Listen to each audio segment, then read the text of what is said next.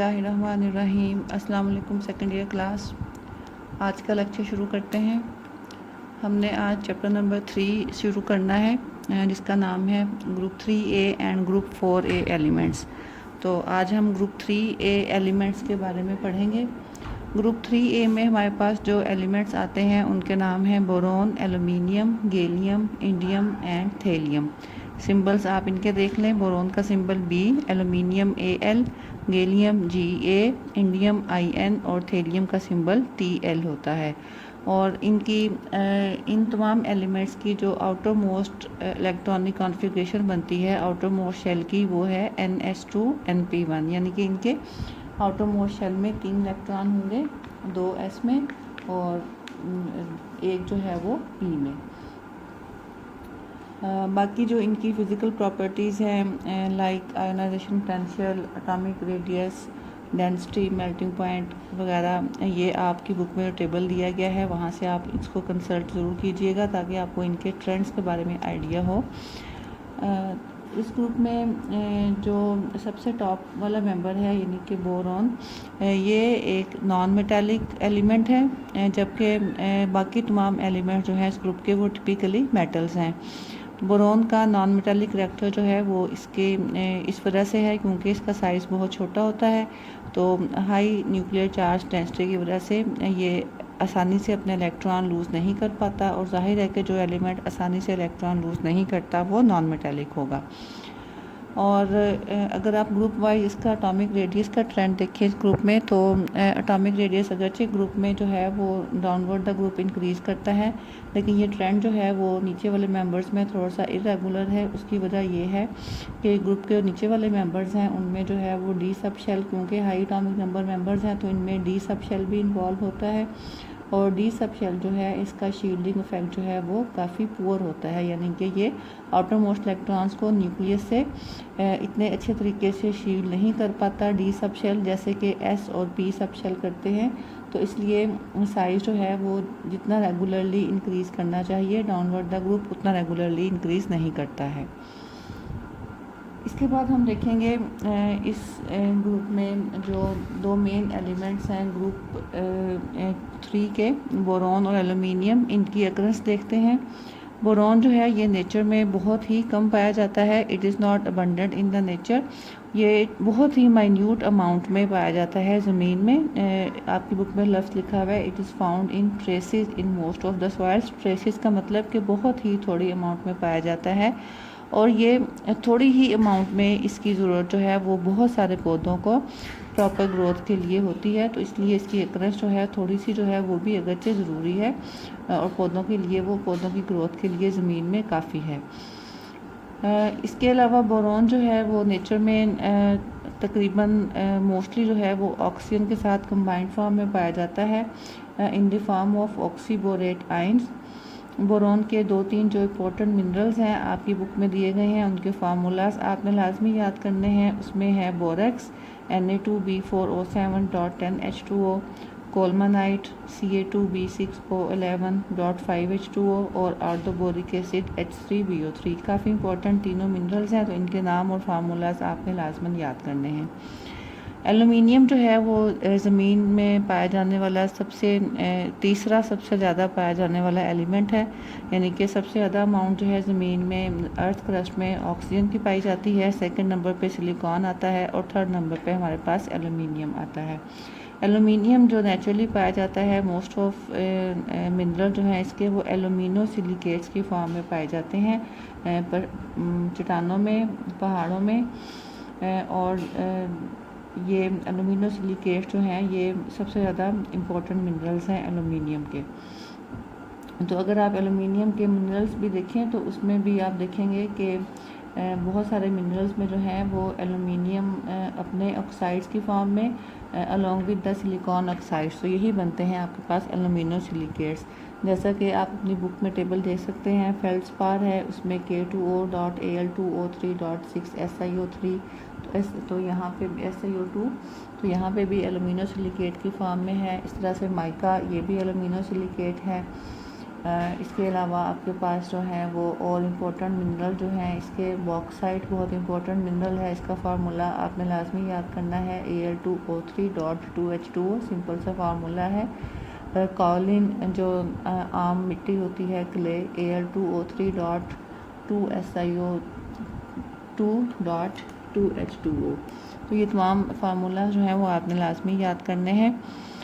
अच्छा, एलुमिनियम और बोरोन की अक्रेस तो हमने देख ली। जो बाकी इस ग्रुप के एलिमेंट्स हैं, गैलियम, इंडियम और थेलियम, ये ज़मीन में ये नेचुरली जो हैं वो बहुत ही कम पाए जाते हैं और आम तौर पे जब बहुत सारी दूसरी मेटल्स ज़मीन से जो हैं वो एक्सट्रैक्ट की जाती हैं तो उनमें बाय प्रोडक्ट्स के तौर पे ये हमें ऑब्टेन होते हैं, लेकिन बहुत ही कम मिकदार में। नेक्स्ट हमने देखना है पिकुलियर बिहेवियर ऑफ बोरॉन। जैसा कि मैं पहले भी आपको बता चुकी हूँ कि पीरियोडिक टेबल में मौजूद हर ग्रुप में जो टॉप मोस्ट एलिमेंट है, आमतौर पे उसकी कुछ प्रॉपर्टीज़ जो हैं वो अपने ग्रुप के बाकी मेंबर्स से डिफरेंट होती हैं, तो उसी को हम बोलते हैं पिकुलियर बिहेवियर। तो बोरॉन भी क्योंकि अपने ग्रुप में सबसे ऊपर वाला मेंबर है, तो इसकी प्रॉपर्टीज़ जो हैं वो भी बाकी कंपाउंड से थोड़ी सी डिफरेंट होंगी। तो वो हम डिफरेंट प्रॉपर्टीज़ देखते हैं। बोरॉन जो है इसका बिहेवियर नॉन मेटालिक है, जबकि इस ग्रुप के बाकी तमाम एलिमेंट जो हैं वो टिपिकली मेटल्स हैं। तो ये एक पॉइंट ऑफ डिफरेंस ये है कि बोरॉन जो है वो नॉन मेटल है, जबकि बाकी तमाम एलिमेंट्स मेटल्स हैं। पीरियोडिक टेबल में जितने भी एलिमेंट्स पाए जाते हैं उनमें से बोरॉन ही एक वाहिद ऐसा एलिमेंट है जिसके आउटर मोस्ट शेल में 3 इलेक्ट्रॉन्स हैं, यानी कि लेस दैन 4 इलेक्ट्रॉन्स हैं, लेकिन फिर भी ये नॉन मेटल है। हालांकि आमतौर पे बल्कि तमाम एलिमेंट्स में जिनके आउटर मोस्ट शेल में 4 से कम इलेक्ट्रॉन हैं, वो सबके सब मेटेलिक बिहेवियर शो करते हैं, क्योंकि 3 इलेक्ट्रॉन तक एलिमेंट जो है वो इलेक्ट्रॉन लूज़ कर सकते हैं। इस तरह के एलिमेंट जिनके आउटर मोस्ट शेल में 3 इलेक्ट्रॉन हों, लेकिन बोरॉन का साइज़ क्योंकि बहुत छोटा है, इसलिए इसकी आयोनाइजेशन पोटेंशियल वैल्यू जो है वो काफ़ी ज़्यादा है। दैट्स वाई ये आसानी से इलेक्ट्रॉन लूज़ नहीं करता। So it is a non metal element. Boron जब कंपाउंड्स बनाने में इन्वॉल्व होता है तो ये अपने तमाम तीनों इलेक्ट्रॉन जो हैं वो आउटर मोस्ट शेल के यूज़ करता है टू फॉर्म बॉन्डिंग। तो इसीलिए इसकी ऑक्सीजन स्टेट जो है वो +3 या -3 है। और एक और ख़ास बात जो है बोरॉन की, दैट बोरॉन जो है it is involve in the formation of molecular addition compounds, यानी कि ये बाकी तमाम एलिमेंट्स के मुकाबले में इस ग्रुप के और कोई एलिमेंट में ये प्रॉपर्टी नहीं पाई जाती, लेकिन बोरॉन जो है वो एडिशन कंपाउंड्स बनाता है। नंबर 5 पे इसकी जो डिफरेंट प्रॉपर्टी है, दैट बोरॉन जो है it does not form ionic compound with the anions like sulphate, nitrates and other types of anions. उनके साथ मिलकर ये आयनिक कंपाउंड नहीं बनाता, क्योंकि बोरॉन जो है इसका अपना आयन जो है केटाइन जो बनता है वो स्टेबल नहीं होता। So it was all about the peculiar behaviour of boron. Next हमने देखने हैं important compounds of boron. Compounds of boron में सबसे पहले हमने देखना है बोरेक्स। बोरेक्स का केमिकल नाम जो है वो सोडियम टेट्रा बोरेट है और फार्मूला Na2B4O7.10H2O। तो we can say that borax जो है it is the sodium salt of tetraboric acid. ये फार्मूला होता है टेट्राबोरिक एसिड का H2B4O7। तो इसकी दोनों हाइड्रोजन जो हैं जब सोडियम से रिप्लेस हो जाएंगी तो ये बन जाएगा sodium salt of tetraboric acid. Borax जो है वो नेचुरली पाया जाता है in the form of a mineral which is called as tincal. Tincal जो है ये नेचुरली पाया जाता है तिब्बत और कैलिफोर्निया की ड्राइड लेक्स में, जो खुश्क हुई हुई लेक्स हैं उनकी सरफेस पे पाया जाता है मिनरल, जहाँ से हम बोरेक्स जो है वो एक्सट्रैक्ट कर सकते हैं। अब हम देखेंगे कि बोरेक्स को जो है वो कैसे मैन्युफैक्चर किया जाता है। इंडस्ट्रियल पॉइंट ऑफ व्यू से इसकी प्रेपरेशन के क्या क्या मेथड्स हैं। पहले वक्तों में बोरेक्स जो है it was manufactured by treating a hot solution of boric acid with washing soda. आपको पता है कि वॉशिंग सोडा जो है वो soda ash with soda ash Na2CO3 जो है it is called as soda ash. तो तो सोडा ऐश को जब रिएक्ट करवाया जाता है बोरिक एसिड के साथ, H3BO3 is called as boric acid. Hot solution of boric acid is treated with soda ash. तो as a reaction as a product हमारे पास बनता है बोरेक्स और साथ में वाटर और कार्बन डाइऑक्साइड। तो ये तरीका तो है वो आजकल कम यूज़ किया जाता है। आजकल जो तरीका यूज़ किया जाता है बोरेक्स की फॉर्मेशन के लिए, बोरेक्स की प्रोडक्शन के लिए, वो है कोल्मानाइट से प्रिपेयर करना।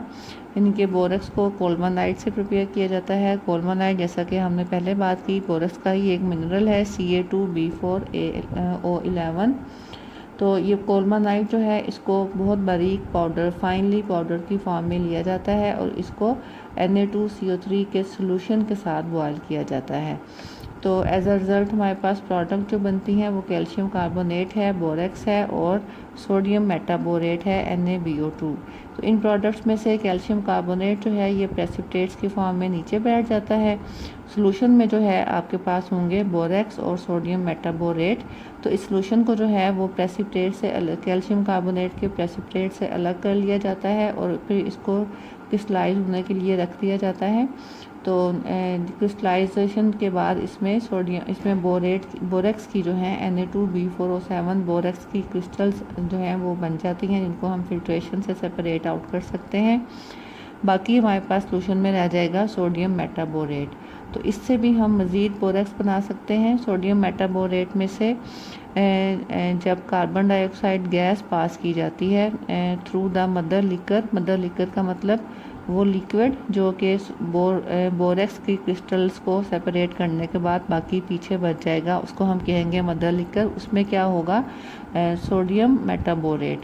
तो इस सोडियम मेटाबोरेट के सोल्यूशन में से जब कार्बन डाइऑक्साइड गैस पास की जाती है तो ये कार्बन डाइऑक्साइड जो है सोडियम मेटाबोरेट को डिकम्पोज करके कन्वर्ट कर देती है सोडियम कार्बोनेट और बोरेक्स में। तो इस तरह से हम यहाँ से दोबारा भी बोरेक्स जो है वो इस मेटाबोरेट, सोडियम मेटाबोरेट से बना सकते हैं बाईपासिंग कार्बन डाइऑक्साइड गैस। और ये जो है क्रिस्टल्स की फॉर्म में यहाँ से इसको क्रिस्टलाइज आउट कर लिया जाता है। इसके अलावा बोरेक्स जो है वो हम टिंकल से भी बना सकते हैं। टिंकल जैसा कि मैंने पहले बात की कि नेचुरल डिपॉजिट्स हैं बोरेक्स के जो कि तिब्बत और कैलिफोर्निया की ड्राइड लेक्स में पाए जाते हैं। तो यहाँ से टिंकल को जब वाटर के साथ ट्रीट किया जाता है तो ज़ाहिर है कि उसका सोल्यूशन बन जाएगा वाटर में। इसको सोल्यूशन को जब वेपोरेट किया जाए तो वाटर वेपोरेट हो जाएगा, हमारे पास पीछे जो है वो बोरेक्स की क्रिस्टल्स बन जाएंगी। रिएक्शंस या प्रॉपर्टीज़ देखते हैं बोरेक्स की। बोरेक्स जो है ये एक वाइट क्रिस्टलाइन सॉलिड है जो कि वाटर में बहुत ही कम सॉल्युबल है कोल्ड स्टेट में, sparingly soluble in cold water but fairly soluble in hot water. Hot water में ये काफ़ी हद तक सॉल्युबल है। For example 100 grams of water जो है it can dissolve only 3 grams of decahydrate at 10 degree centigrade. Decahydrate का मतलब Na2B4O7 B4 जिनके बोरेक्स, इसके साथ 10 वाटर मॉलिक्यूल्स हैं। ठीक है, जैसा कि हमने फार्मूला में देखा था। तो डेका का मतलब 10 और हाइड्रेट का मतलब वाटर मॉलिक्यूल्स जो इसके साथ अटैच हैं। तो Na2B4O7.10H2O के सिर्फ 3 ग्राम्स जो हैं वो 100 ग्राम्स वाटर के डिज़ोल्व होंगे एट अबाउट 10 डिग्री सेंटीग्रेड। लेकिन अगर यही टेम्परेचर जो है वो आप 100 डिग्री सेंटीग्रेड तक इंक्रीज़ कर दें तो फिर डेकाहाइड्रेट के 99.3 ग्राम जो हैं वो वाटर में डिज़ोल्व हो सकते हैं। अगर बोरेक्स का जो एक्वस सॉल्यूशन है, सैचुरेटेड सॉल्यूशन, इसको क्रिस्टलाइज आउट किया जाए, इसको क्रिस्टलाइज होने के लिए रख दिया जाए at about temperature above 62 degree centigrade, तो उस सूरत में जो बोरेक्स जो है वो क्रिस्टलाइज आउट होगा। It will be in the form of pentahydrate Na2B4O7.5H2O। जबकि 62 डिग्री सेंटीग्रेड से बिलो टेम्परेचर पे अगर आप एक्वस सॉल्यूशन बोरेक्स का जो है उसको क्रिस्टलाइज होने के लिए रख दें तो उससे आपको जो क्रिस्टल्स मिलेंगी वो डेकाहाइड्रेट की होंगी, यानी Na2B4O7.10H2O। तो हाई टेम्परेचर पे 5H2O पेंटाहाइड्रेट इसलिए मिलता है क्योंकि हाई टेम्परेचर पे वाटर मॉलिक्यूल्स जो हैं वो यहाँ से वेपोरेट हो जाते हैं। तो अगर हमने डेकाहाइड्रेट प्रिपेयर करना है तो उसके लिए हमें टेम्परेचर जो है वो लो रखना पड़ेगा। बोरेक्स को अगर वाटर में डिज़ोल्व किया जाए तो इसका जो एक्वा सोल्यूशन बनता है वो अल्कलाइन नेचर का होता है, यानी बेसिक होता है। उसकी वजह ये है कि बोरेक्स जब वाटर में डिज़ोल्व होता है तो हाइड्रोलिसिस के नतीजे में आप देखें सोडियम हाइड्रोक्साइड बन रहा है और आर्दोबोरिक एसिड H3BO3 बन रहा है। आर्दोबोरिक एसिड और simply it can also be called as boric acid. तो बोरिक एसिड जो है ये एक वीक एसिड है, जबकि सोडियम हाइड्रोक्साइड एक बहुत स्ट्रॉन्ग बेस है, इसलिए ओवरऑल सोल्यूशन जो है वो बेसिक बिहेवियर शो करता है।